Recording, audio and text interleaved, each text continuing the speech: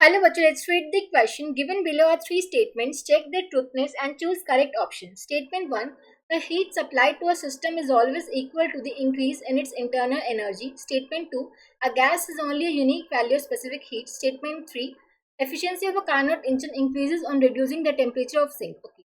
Statement 1 में दे रखा है जो heat supply कर रहे हम system को that would be equals to increase in its internal energy. ये गलत है because according to first law thermodynamics अगर हम delta Q amount of heat add कर रहे हैं system में that would be equals to change in internal energy plus work done, right? So delta Q हमारा delta U plus delta W के equal होता है. ये इस इक्वेशन के अकॉर्डिंग तो ये दे रखा था कि delta Q हमारा delta U के इक्वल होता है. ठीक है, फर्स्ट लॉ थर्मोडायनामिक्स के अकॉर्डिंग हमारा डेल्टा क्यू किसके इक्वल होगा, delta U plus delta W के. तो स्टेटमेंट 1 हमारी फॉल्स होगी. स्टेटमेंट 2 में दे रखा है gas is only unique value specific heat. ये भी गलत है. देखो स्पेसिफिक हीट क्या होता है, स्पेसिफिक हीट होता है amount of heat energy required to raise the temperature of 1 gram of gas to a unit degree, right. तो इसकी एक सिंगल और स्पेसिफिक वैल्यू नहीं होती क्योंकि ये डिपेंड करता है कि जो हमारी गैस है वो किस कंडीशन पे हम उसको हीट कर रहे हैं. तो value specific heat of a gas depends on the condition under which the gas is heated. तो इसकी वैल्यू जीरो भी हो सकती है, इनफाइनाइट भी हो सकती है, पॉजिटिव हो सकती है, नेगेटिव हो सकती है. सो हम बोलते हैं कि इसकी यूनिक वैल्यू नहीं होती कोई. ठीक है, वो डिपेंड करेगा कि आप कंडीशंस पे कि किस कंडीशन में आप गैस को हीट कर रहे हो, हीट एनर्जी प्रोवाइड कर रहे हो. ठीक है, तो स्टेटमेंट 2 भी फॉल्स हो गया.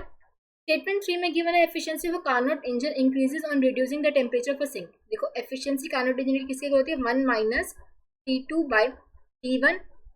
T2 क्या होता है, टेम्परेचर ऑफ अ सिंक. अब देखो T2 को आप डिक्रीज कर रहे हो, T2 को अगर आप डिक्रीज करोगे तो T2 बाई T1 आपका डिक्रीज होगा. ठीक है, T2 को डिक्रीज करो तो ये टर्म आपकी अगर डिक्रीज होगी, अब देखो यहाँ पे माइनस साइन है. ठीक है, तो जिसकी वजह से हम बोल सकते हैं एफिशिएंसी क्या होगी आपकी, इंक्रीज होगी. क्योंकि ये ओवरऑल टर्म आपकी डिक्रीज कर रही है, यहाँ पे माइनस साइन के साथ है. ठीक है, तो 1 से मतलब एक छोटी टर्म ऑफ डिक्रीज हो रही होगी तो ओवरऑल वैल्यू एफिशिएंसी की बढ़ जाएगी.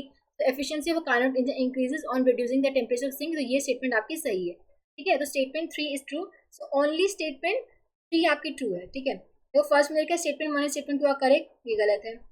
बी में दे रखा है कि statement 1 and statement 2 are incorrect, statement 3 is correct. ये सही है कि स्टेटमेंट 1 और स्टेटमेंट 2 आपकी इनकरेक्ट है, रॉन्ग है, and statement 3 is correct. So option B would be the correct choice. I hope आप सबको समझ आया होगा. Thank you so much.